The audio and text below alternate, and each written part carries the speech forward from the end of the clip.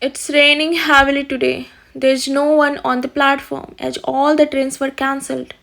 According to the weather forecast, the rain would continue for the next 48 hours, and so all the streets were dead silent.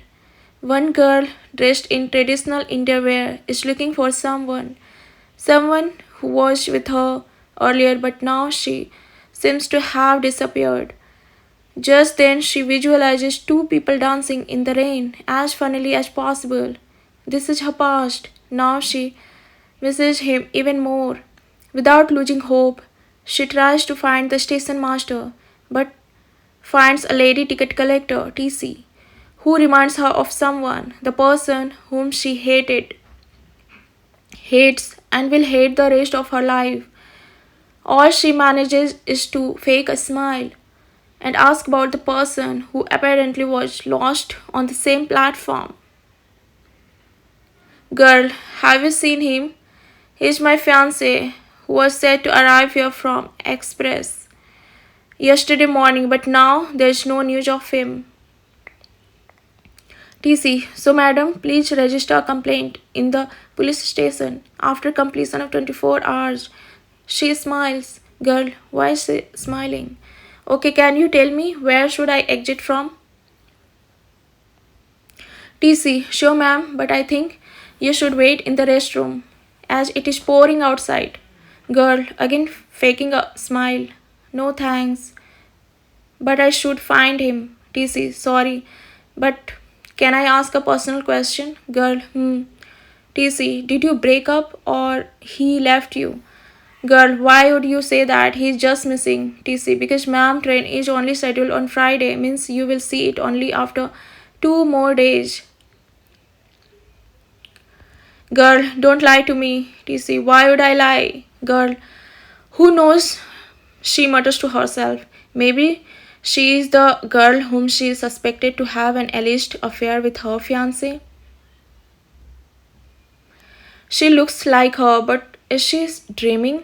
Because all this seems unusual, and the feeling is killing her from inside. TC, please, ma'am, I think you are tired. Girl, sorry. Where is the restroom? TC, here on the left. Girl, thanks. Creaking tables and cackling chairs welcome her in the restroom. Dim lights and a fan hung high on the ceiling are rotating in almost dead speed. She sports an old weary bench in the corner and adjusts herself in there. Suddenly, she hears someone giggling from the other dark corner and wonders who could be that. Maybe a couple is making out, and therefore she decides to ignore. But she can't stop noticing a familiar voice, a lovable voice that is like music to her ears. The voice she's badly missing since some days, but it feels like thousands of years. Unable to control, she decides to have a look because a part of her stable mind says that it may be her tiredness that makes her think all this. With cold feet and aroused heartbeat, she tries to find, but it was her imagination. Maybe her mind had recalled the old days when she was with him doing all the mischief which she herself was cursing few minutes ago. She drops in tears and sobs in silence. This is what love can do. It has the power to weaken the strongest of souls, and weaker souls can find love and turn into something powerful. The walls close in, and the gloom ambience makes her sweat in anticipation.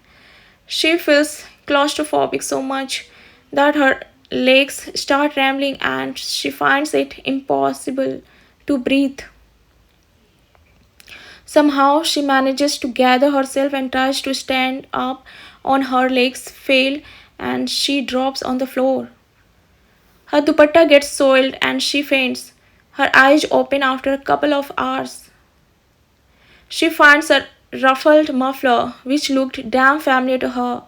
In spite of the dust, she sniffed it and managed to grab the fragrance of the perfume she was looking forward to. Yes, it was a scent, one which she could never forget in her life. Although she felt elated for a moment, the next one was filled with anxiety and fear of how he could have left it here, in this god-forsaken place. She runs outside to find someone, but it was as empty as it could have been.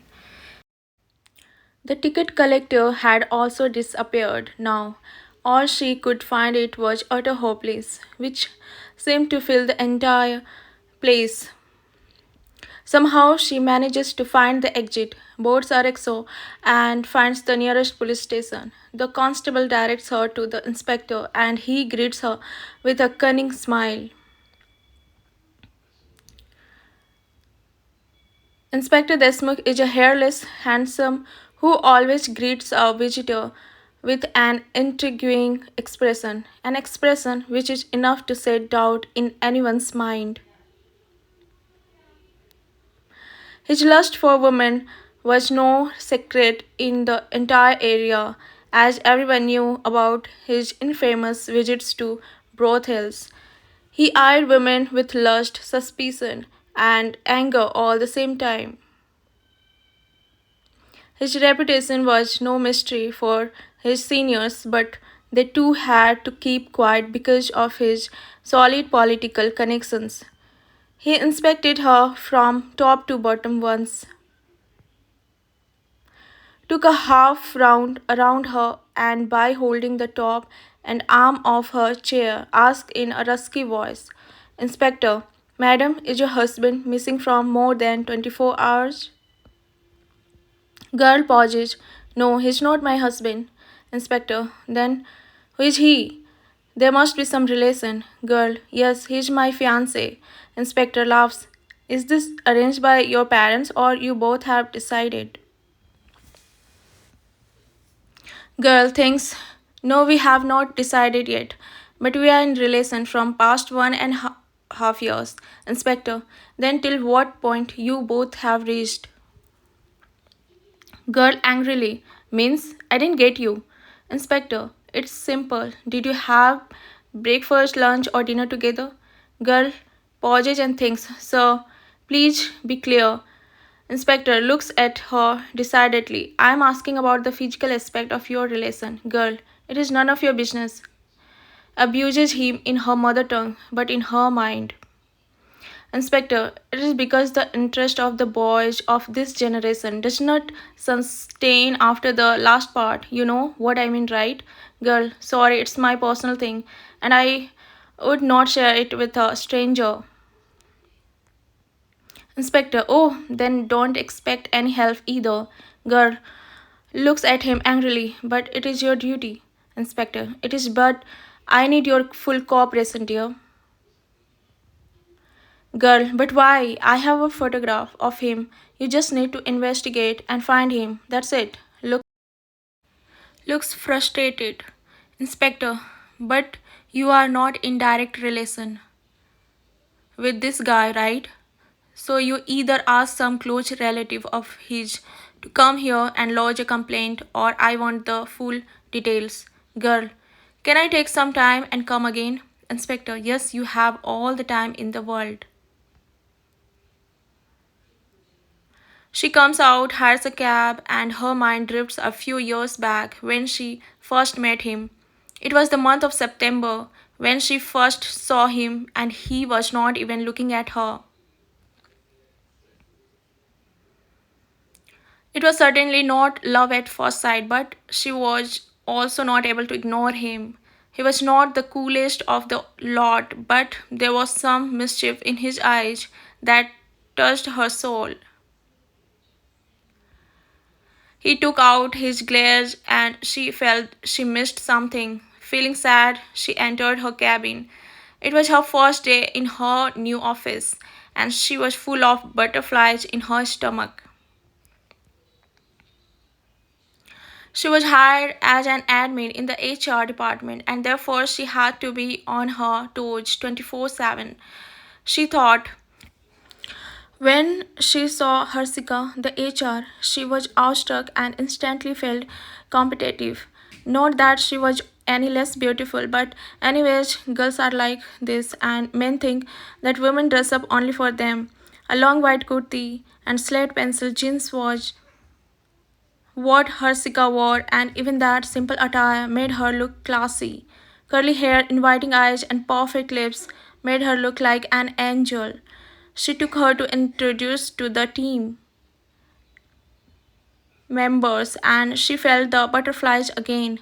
Not because she was nervous or anything, but here she saw him again, and that it was a feeling mixed with fear, happiness, nervousness, and a lot more. And to be the icing on the cake, the Wayne guys asked the HR to wait outside as they themselves will conduct this rendezvous affair. She couldn't believe that the guy she saw downstairs would be working in her very office, and she couldn't digest it in one go. Fate plays a role in some ways when it has to make people meet, fall in love, and finally separates them. She now thought, and tears welled up in her eyes.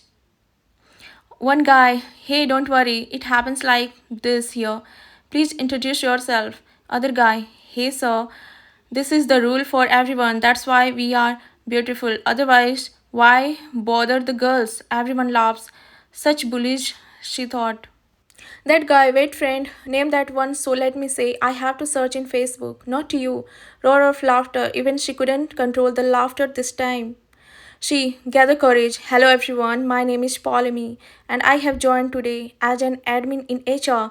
After that, everyone introduces themselves to her and then the usual questions, where you are from, what are your hobbies, are asked, and she feels relieved. They are not that crude, she thinks. No names are registered on her mind except one, and she recalls that his name is Jimmy. How can one guy be called as Jimmy? She thinks and laughs by herself. She meets Harsika and she asks how the guys were. Polemy, not as bad as I thought, thank God. Harsika smiles. They are mischievous but good at heart. Especially the bearded one, Jimmy, is the prankster among them. Polemy thinks about his joke and laughs. Harsika, what happened? He did crack some jokes, right? God, I want to hear them, but every time they drive me out. Polemy and Harsika instantly hit it together and decide to team up against the guys and girls who have formed a group, says Harsika.